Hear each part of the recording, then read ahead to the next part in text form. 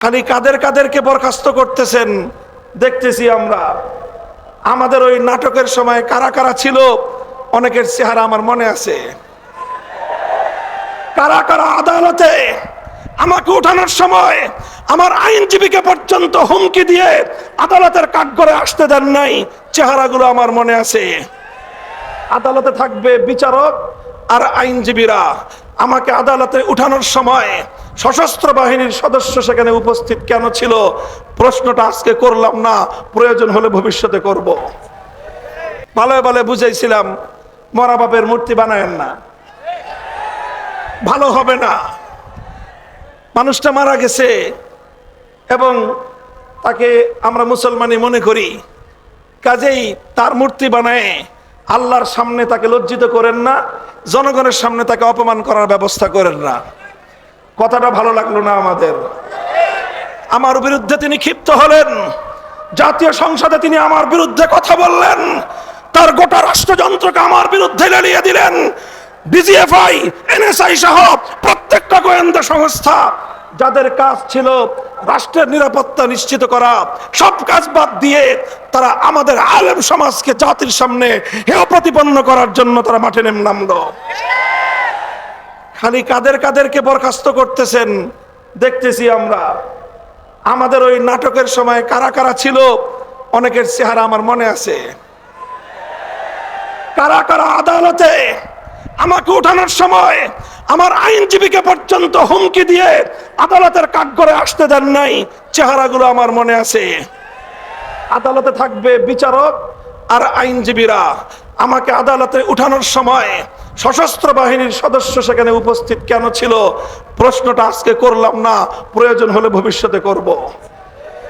মনে রাখবেন, মনে রাখবেন, আলেম সমাজকে জাতির কাছ থেকে বিচ্ছিন্ন আপনারা করতে পারবেন না। কারণ উলামায়ে কেরাম আল্লাহর জন্য কাজ করেন, আল্লাহর দ্বীনের জন্য কাজ করেন, হকের ঝান্ডা সমুন্নত করার জন্য কাজ করেন। জীবনের পরোয়া করার সময় নাই।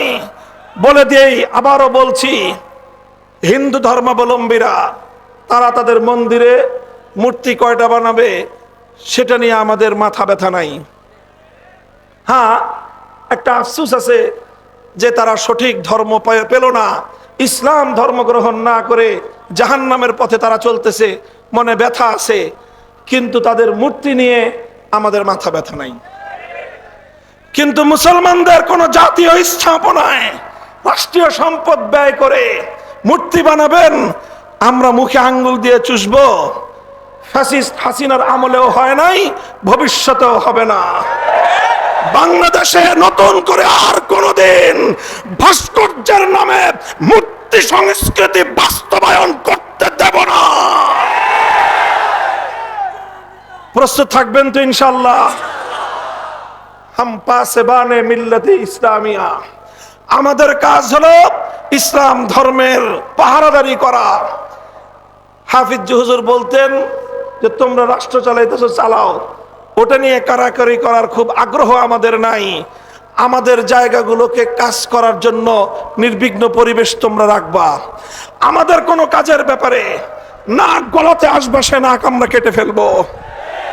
আমার আগামী প্রজন্মের কোন সন্তানকে নাস্তিক্যবাদে দীক্ষিত করবার কোন পায়তারা বরদাস্ত আমরা করব না। এই বিষয়গুলোকে বাদ দিতে হবে।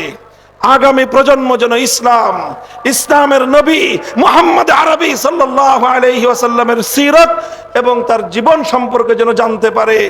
এই ধরনের শিক্ষা কারিকুলাম এবং শিক্ষা সিলেবাস জাতীয় শিক্ষা ব্যবস্থায় অন্তর্ভুক্ত করতে হবে। এগুলো যদি করেন, ইসলাম ধর্মটা যদি নির্বিঘ্ন নিরাপদ থাকে, আমরা যারা আল্লাহর জমিনে আল্লাহর দ্বীনকে গালেব করার আন্দোলন করি, সংগ্রাম করি, রাজনীতি করি, আমাদের রাজনীতি নিয়ে যদি কারো অ্যালার্জি চুলকানি না থাকে, তার ব্যাপারেও আমরা জিরো টলারেন্স নীতিতে যাব না।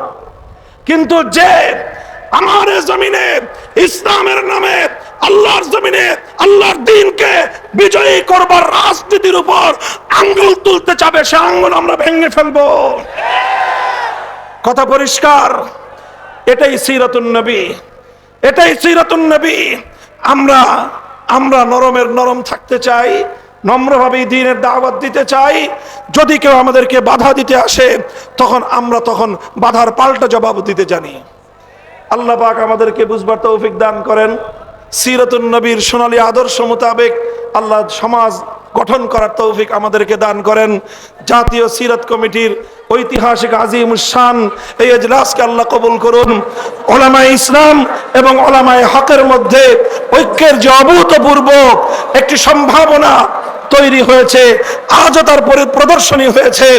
ইনশাআল্লাহ আমরা আল্লাহ পাক আমাদের যাদেরকে আপনাদের অনুসরণীয় বানানোর ভার তৌফিক দিয়েছেন, ইনশাআল্লাহ আগামী দিনে আরো অতীতের চেয়ে ঐক্যবদ্ধ হয়ে আল্লাহর দ্বীনের পথে আমরা অটল এবং অবিচল ঐক্যবদ্ধভাবে সামনের পথ চলবো।